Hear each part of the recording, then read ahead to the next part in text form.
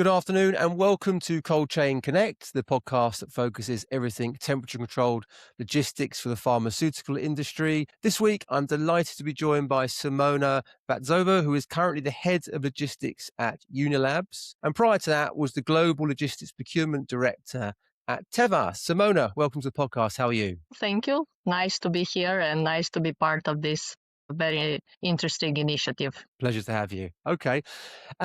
So I think just to kick things off, it would be great just if you could give us an overview of your career so far, and maybe starting with obviously the 9 years that you spent at Teva and the different roles that you did there, and obviously your current role and responsibilities at Unilabs. Okay. So besides Teva and Unilabs, I have spent altogether more than 20 years in supply chain and logistics across pharma, diagnostics, FMCG, and automotive. And I was always in environments where service, quality, and costs needed to be balanced under pressure. As you mentioned, before Unilabs, I spent almost a decade at Teva in European and global leadership roles, managing transportation networks, logistics center of excellence, control towers, and then the global logistics procurement. That covered everything from cold chain compliance and real-time monitoring to network redesign, model shifts, and supplier partnerships. At Unilabs, I am now leading the global logistics across diagnostics. This includes the internal fleet, external carriers, digital enablement, and so on. So what's different here in diagnostics is that logistics is directly embedded in the clinical workflow. So our decisions will have a very visible impact on the result outcomes and the turnaround times. If we go back and sort of over that 20-year career, is there a notable change, or what has been the biggest change in temperature-controlled logistics that you've seen? Yeah, it's a very good question, I would say. And the biggest change that I have seen over the last 20 years is that temperature control logistics has moved from being reactive and document-driven to data-driven and design-led. If I look back, whole chain used to be about proving compliance after the fact. We relied heavily on paperwork and basic data loggers, and when something went wrong, we investigated it retrospectively, basically. So what's changed since then is both the regulatory expectation and the operating mindset. The good distribution practice have evolved from a relatively narrow guidance on finished product into an end-to-end framework that covers the entire supply chain, so all the raw materials and all the way to the patient. Well, just going back to your first point, was when did the shift primarily happen from reacting, which is a very good point you've made there, to actually having better processes in place? Has there been a moment in time in your career where you've said over those few years we saw huge amounts of change, or has it been quite gradual? I think that there were some peaks in the change with the technology that has developed. Because when we moved beyond basic loggers and simple cooling materials with the appearance of real-time temperature and location data loggers, the advanced thermal solution using the data for the data analytics to allow proactively management of the temperature. So based on my experience, I would say that the change started happening about 10 years ago. 10, 12 years ago with the technology, with the leap in technology. Right. Okay. If we go on to, obviously, you mentioned diagnostics, and it's a core part of your current role, I know. With Unilabs integrating sort of laboratory, imaging, pathology under one roof, what is unique about logistics in diagnostics versus pharma finished goods? So when we compare the pharma and logistics for pharma and logistics for diagnostics, the fundamental difference is where the temperature requirement comes from. In pharma, the temperature ranges are defined by the product temperature requirement, stability, and the regulatory filings. While in diagnostics, the delivery time and the temperature requirements are driven by the testing technology and equipment that is used in the lab And all these requirements are indicated in the instruction for use that are provided by each equipment supplier. So the supplier defines how the samples must be handled for each test to preserve the analytical integrity. You have different requirements for vitamin C testing, then you have for tests that are meant for the liver. So the duration varies and the temperature varies as well. And are there big fundamental differences between both of them when you look at diagnostics versus general pharma when you're thinking about logistics, or is it quite similar in terms of the challenges you face? Yes and no, because in diagnostics, the majority of the samples are handled domestically. The road is the preferred option. We are talking scooters, vans, even bikes. What you are facing here is different from what you would be facing in a cross-border. Again, the same principle applies. The handovers, the control of the temperature, the duration, but the risks identified are different between the two industries. Yeah. And just interestingly, in your experience, is one harder to manage than the other? Because you've obviously been at Teva and now at Unilabs. Is it more challenging in diagnostics or less? They both pose challenges. The challenges are slightly different. So in diagnostics, you really need to be quick. In some cases, there are tests where even 20-30 minutes delay will have a negative impact on the test outcome. Right. Okay. Interesting. One question I had was how do you measure logistics effect on clinical turnaround time in your current team? And what are the two best ways to reduce it in your experience? I mean, logistics is a direct and measurable part of the clinical turnaround time. So it sits between sample collection and sample processing. And as I was mentioning, the delays in some instances cannot be recovered later. So we need to focus on two main areas: the network design, where the labs and the hubs are located, how the routes are structured, how many handover are in the network, so how many handovers a sample goes through. The fewer kilometers and fewer touch points, of course, they will directly translate in a faster delivery. And the second is the operational reliability, having predictable pickup times, minimal dwell at the collection points, and fast exception handling.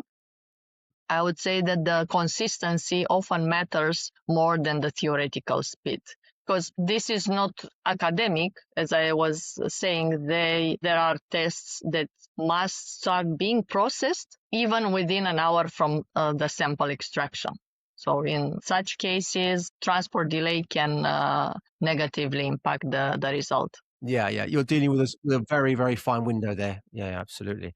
At Logipharma, you discussed balancing patient safety and cost pressures, I think, in one of your sessions. How do you manage this in your current role? I mean, like in pharma, also in diagnostics, patient safety is non-negotiable. It's not something that you would trade off against cost. It's really the boundary within which decisions, logistics, operational, and so on, are made. So we need to manage this balance by assessing rigorously the risk and using the data that is in our that we have at our disposal. We cannot save money by accepting uncontrolled risk. So we need to use the data to see where the risks are.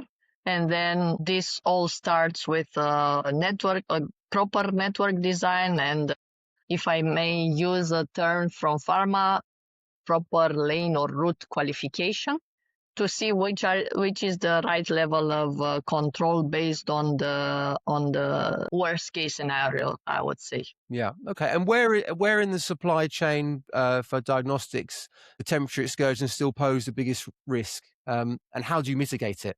In diagnostics, the highest risk points, I would say, are the handover points. And that's when you're talking about bikes and stuff. Is that the road transport you're talking about here? Yeah, I mean in at the handover points, because there you need to make sure that you deliver all the samples at the lab, that the lab takes them, and if they need to be refrigerated or handled immediately, they do so in the shortest manner.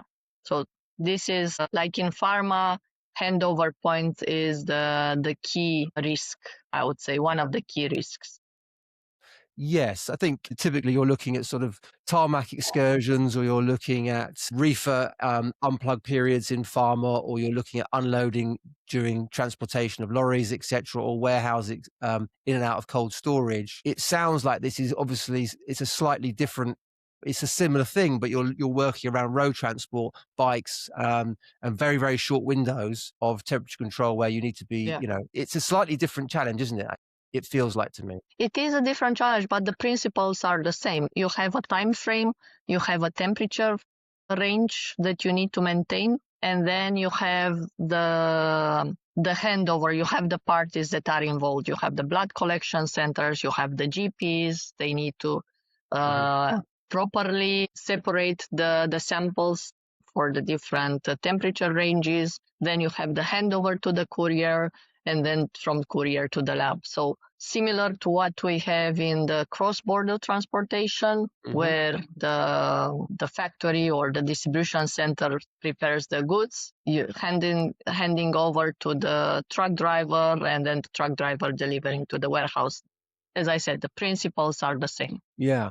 And so during that handover period in that short window, what are the big things that can go wrong, and how do you mitigate it? Is it packaging? Is it the forwarder you're using? What are the issues in that short window you're trying to deal with? It could be the transport boxes in which the samples are located, so they could stop working during the transport. Luckily, the time is quite short, so the transfer of energy would be very minimal, even if a box stops working. We are talking here hours. We are not talking days. You're talking about a passive box here, I presume. Is that right? It's an active system, which is it is an active system. In the majority of the cases, there are few passive systems in place, but here we are talking about an active system, usually connected to the engine of the van, or let's say battery operated. And then it is the risk of not handling, forgetting some of the samples and delivering them later. But we are through processes and and good training of the couriers, internal or external. We work to mitigate and to prevent that such cases exist. Yeah. And I presume your active system is quite reliable, and they rarely go wrong. They can do, I know. So is it really around your forwarder, the handling, and the training element that you put a lot of emphasis on? Yeah. Okay. If you look at this area, what's the biggest issue or challenge you've faced and learned from in the past year? What did you do to change it or stop it happening again? So the most challenging issue that we had was, as I mentioned, some of the samples being left in the van and then delivered sometime later. So here the process would need to be reviewed and the procedures updated to clarify the responsibility at each handover, to target which staff needs retraining on the handling of the sensitive samples, and then to improve basically the protocol on how we react to the deviations further. So how we make sure that the communication goes between all the relevant parties. So this is a systemic approach for me, which will ensure that the lessons learned translate into permanent controls, not just one-off fixes. So this is how I approach it. So you're reviewing SOPs, you're reviewing training and other elements. to mitigate it. Training and retraining and putting mitigation actions in place. Yeah. Okay. I saw. I don't know if it was last year or the year before. You spoke with Patrick Kennefic, who's the VP of Global Logistics at AbbVie, on how to strike the perfect balance between risk mitigation and operational efficiency.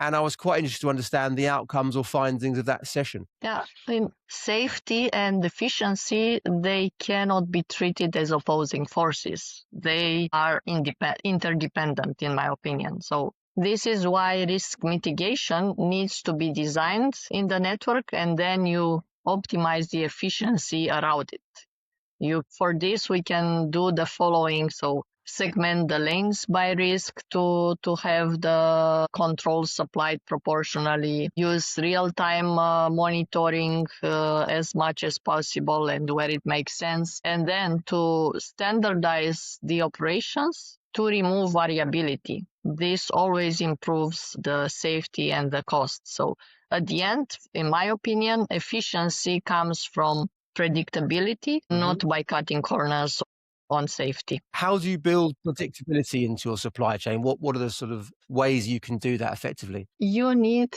to start thinking what goes wrong and use the historical data. And based on the historical data, analyze what went wrong, what is the potential incident that could the incidence of that occurrence, and then what are the measures that were put in place and how effective they were. So if you have all these elements, you can predict how safe you are going to be on a route or on a certain corridor. Yeah. Okay. Yeah, makes sense. You mentioned earlier in your intro, obviously you've got experience around control towers, which I was quite interested to understand a little bit more detail, but also the digital and data element of supply chain.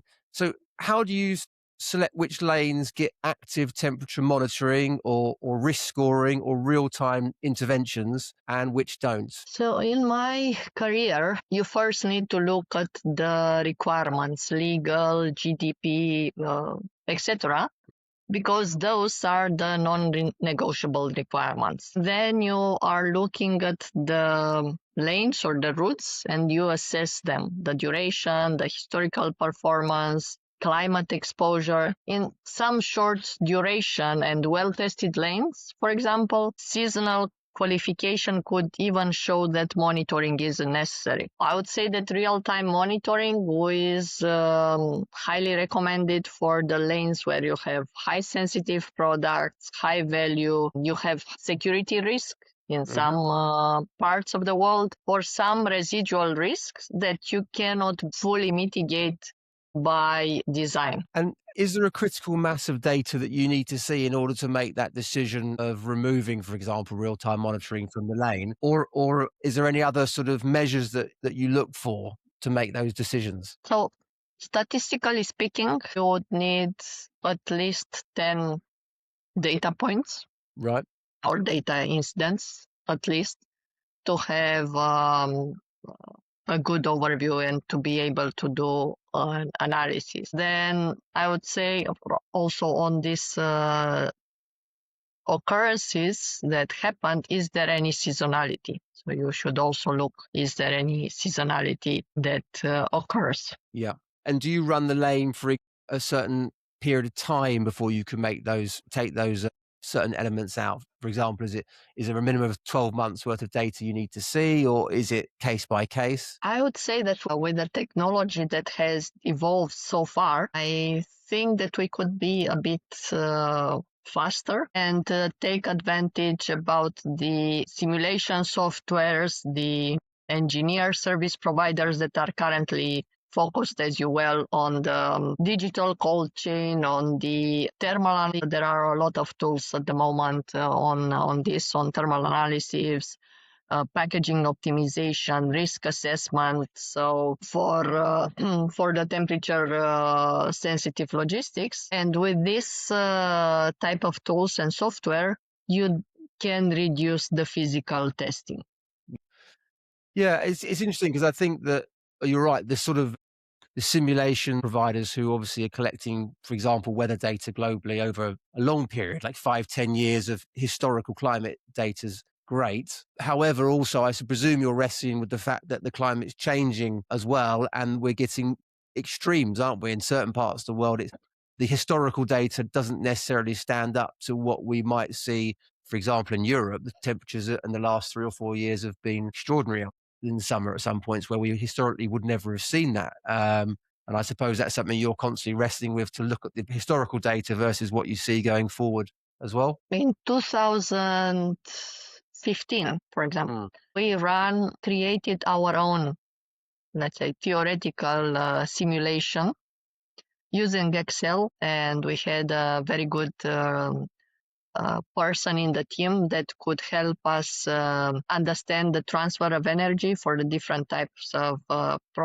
products, pharmaceutical products, solids, injectables, and so on, because the latent energy and the speed of transferring the energy differs. So we created this tool using Excel and creating the formula. And we are looking at the lot of lanes that we had in our network to understand where the protective, we are looking at the protective packaging for air freight and also on sea freight. But if I take air freight, we are looking when will it stop working, where will we lose the protective energy, and what could happen. Because if you remember, a long time ago, the majority of the protective packaging providers were saying that the packages last 120 hours, simulation and so on. It's not true. It lasts 120 hours in certain conditions. So we did our own simulation, and we understood where we had the issues. And this helped us put actions in place to mitigate those issues. So, for example, the protective energy would finish after 72 hours. And then we said, okay, then we need to find a shorter route, more direct, less transit time, and then make sure that at the handover points, the goods are handled and are stored in the right temperature, 1525 to 28, and so on. That's interesting. So when you talk about the effective energy and the latent heat, are you talking about the phase change material, the PCM inside the packaging, and measuring the rate of phase in the mass? Is that what you measured for that?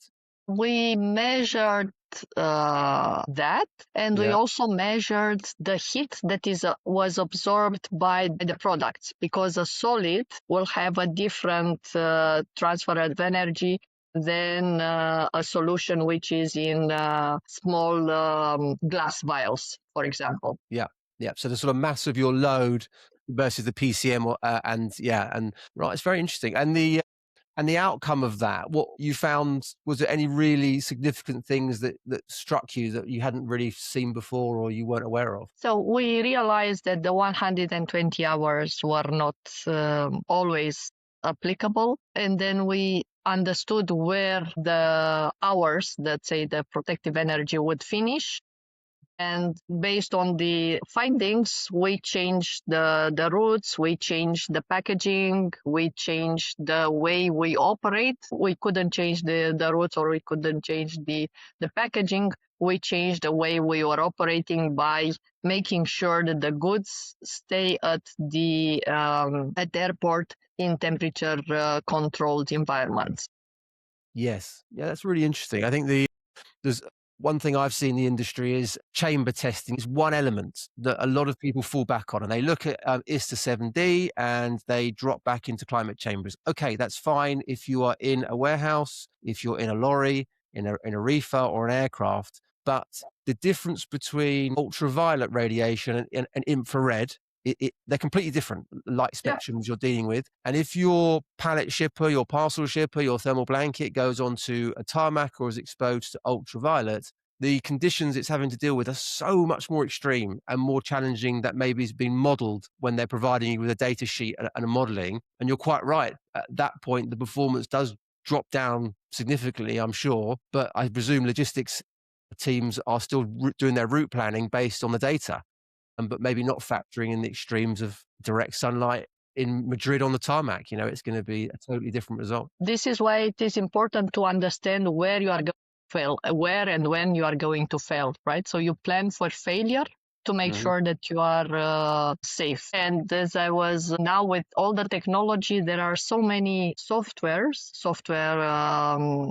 tools and algorithms that include all the elements. What is the worst case scenario in terms of in summer temperature? As you're saying, the ultraviolet, what could be the impact? So we don't need to reinvent the wheel and try to use what it is out there. Because even if you do a lane qualification, if you do a shipping, it's only a snapshot in time. It will show you what was the temperature during that period, but it will not guarantee you that this was the worst case scenario. No, for sure. And I think obviously you also alluded to the load, and the mass and the load that you're shipping has a tremendous impact on the PCM you're putting on, or the insulation you're putting around the pallet. They interact together. So that's another element that needs to be obviously factored in as well. Yeah. So interesting.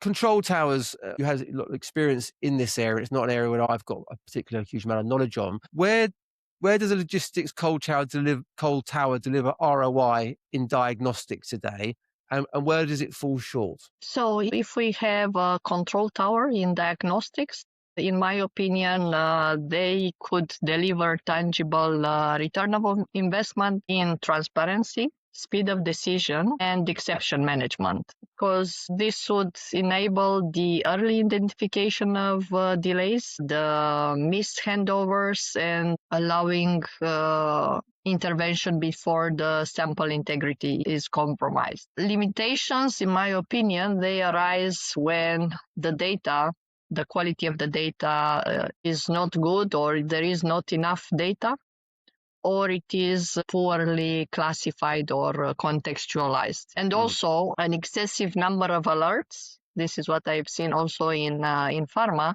An excessive number of alerts without a proper prioritization could lead to exception fatigue. When you have, hundreds of very small temperature deviations, you might miss the big one that is the 101, right? Would help save a shipment. So in my opinion, control towers would bring value only when the alerts that are sent through them are actionable, risk-weighted, and then linked to a clear ownership. Who needs to intervene and when? Yeah. Would you not have a tolerance on the data you're receiving in terms of a minimum that you want to get an alarm on, or is that not possible? Because I understand what you mean with huge amounts of alerts. It's which one do you want to look at? Is that something that you can set, or is that not possible? You need to set it up, what type of alerts and what deviation you really need to start looking into taking action. Because during all the reefer containers, trucks, and every active packaging, they have this defrosting cycle, when the temperature would rise a bit. Okay? This is not necessarily to avoid de-icing in the truck or in the reefer container and so on. This is not a malfunction. This is a normal functioning of the device or the mode of the reefer or the truck. So those minimal deviations you need to avoid, to exclude from the alerts. It all depends on when it starts affecting your product. For example, there are some oncology products where at 30 injectables, where at 13 degrees they start precipitating. Yeah. So this is what I'm saying. You really need to know your product and then to set those alerts accordingly. Yeah. And when those alerts are set and you understand your tolerances or deviations that you can accept, you mentioned the data quality or too much data coming through. Is that the other area you need to really solve to make this really effective? Then there's a really good ROI on a control tower at that point. Yes. So what type of information you need to have in the alert? You need to have the necessary elements to be able to intervene. The location, who is transporting, who is responsible for that sample or for that shipment, and then you need to have the contact details also. This is why I'm saying you need to have good quality data and well classified. Okay. Yeah, interesting. All right. In terms of control towers, are these widely used across the industry at the moment? Are we sort of an adoption curve, or in diagnostics at the moment it is not necessarily a model that has been adopted. As I said, the transportation is done locally, so the control tower is mostly used, I would say, in pharma, because there you have the cross-border shipments, and then the duration is much longer. What is good for diagnostics is to make sure that all the data from all the countries is consolidated in one database, basically, that will give you afterwards the ability to do analytics and to improve the operations. yeah? Okay. If we go just through to network design, and I was sort of thinking about sort of transportation choice and how you do that. For European diagnostics, if we just keep that as a model, how do you choose the right mix of transportation? You mentioned bike, you mentioned vans, you mentioned obviously probably rail and other things. I presume you're balancing the carbon impact of that versus the cost of it and the speed and everything else. How do you approach it? So, as I was saying also in the previous minutes, the first and non-negotiable criteria is time, transportation time. As the vast majority of the shipments are domestics, small frequent shipments from hospitals, blood collection center, and so on, to labs and between labs. In these cases, the road-based solutions, vans, bikes, or scooters in the urban areas, are the most efficient and sustainable at the moment. Air transport would become used and relevant for the samples which are shipped for clinical studies or for specialized testing.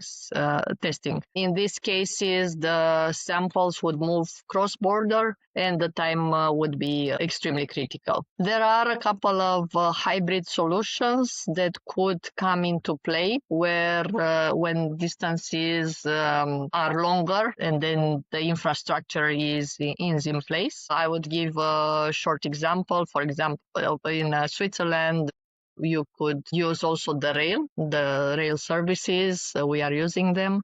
So a courier will bring the samples to the station. They will be put on the train. They will be delivered to the relevant station, taken over by another courier, and this allows for such a hybrid model, I would say. Yeah. Have you got one really preferred choice of transport that's your go-to? Or is it very, very dependent on what you're trying to do and ship, etc.? And the road transportation is the preferred one for diagnostics. Okay.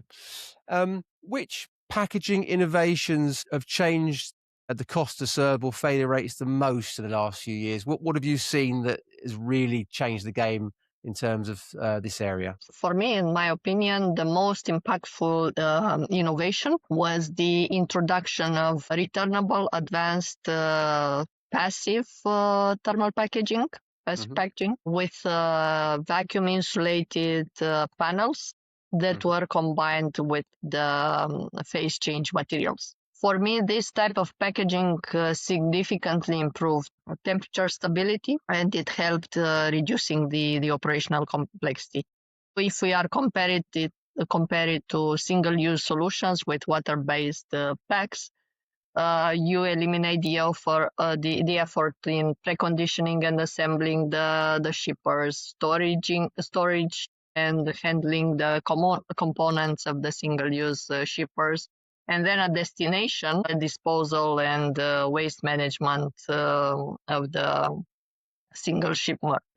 In 2016, we had a case from Italy to US for an air freight route where we switched from single-use water-based shippers to packaging shippers that were not very effective in summer and winter conditions. And we switched to advanced passive thermal packaging with excellent results. And then on temperature, on reducing the temperature deviation, and also reducing significantly the workload, both at loading and unloading on this.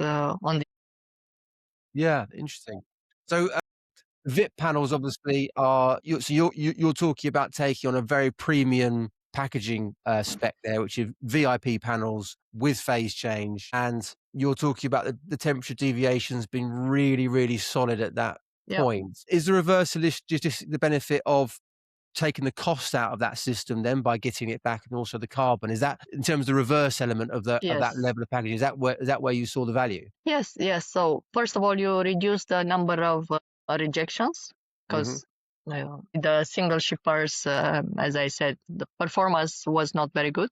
Then you have, if you think about the time you spend at destination to dismantle the shippers and then send them for destruction and so on. So this is another cost. And the time spent to store and assemble and precondition the shipper. So when you get it ready to ship, you just put the cargo in the packages, smaller or bigger, it doesn't matter. And then it gets to destination, and then it's not destroyed, it is returned to somewhere else in the network. Yeah, no, it's good. I think the industry is obviously going to this more and more in the last few years. I think the packaging companies are trying to put it in as a service, which Yep. adding lots of benefit, but the forwarders also, I think, have a part to play. So the specialist forwarders can put it into their network and just have it as a continual reuse product within, because they're best place to do it with their infrastructure. Or the more general forwarders, I think, maybe are looking at it a bit more as well. I've seen anyway, some of the bigger general forwarders are trying to do it. So it's good news. Yeah, I think Yeah. I agree with you on that. If in terms of partners, as we talked about forwarders there, if every cold chain carrier or 3PL listened to this episode, what two commitments would most improve patient outcomes this year? What would you want to see from them? So, in my opinion, strictly adhere to the validated handover windows at each touch point. As I said, even a small delay can cascade downstream and affect the product integrity. And then real-time visibility and rapid corrective actions. So deviations will always happen. We are in logistics. It's not an exact science. It is changing all the time. So the deviations will always happen, but the difference is whether they are detected and corrected immediately or they are discovered only when it is too late. So if they would commit to these two behaviors consistently, we could all improve the patient safety and the reliability. In the end, it is accountability is key. It's not about who's to blame. It's about building a true partnership, having the patient safety as the ultimate goal. Yeah. No, great. I like it. If you're just looking ahead, we're running a little bit out of time. So, in terms of looking ahead, how much do you think cold chain logistics will change by 2028, 2029? What do you think will have changed in terms of our industry? This is a very good question. I'll try to open the crystal ball and look into it. In my opinion, we might stop over monitoring the low risk lanes just for the compliance optics, where you have the data and it is clear that some lanes are stable and don't need the constant oversight. I think that the more and more by 2028, the cold chain monitoring will be risk-based, dynamic, and evidence-driven. As I was saying, there are a lot of tools, a lot of softwares, new algorithms are coming, are being developed almost every day, every week to predict what will happen in the cold chain transportation. So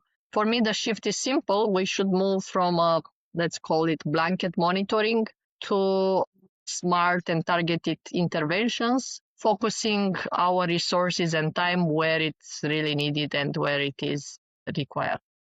Yeah. Make complete sense. And I presume that's just operationally going to have a huge impact on logistics teams in terms of workload and everything else. sifting through data is not a good use of time, unless it's finding good information, I suppose. Okay, good. I mean, look, we're pretty much out of time here, Simona. I've taken a lot of longer than I should have. So I really appreciate you coming on today, and I'll wrap things up here. So you've been listening to Cold Chain Connect. My name's Thomas Hunton. Please tune in next week for another episode. We look forward to seeing you then.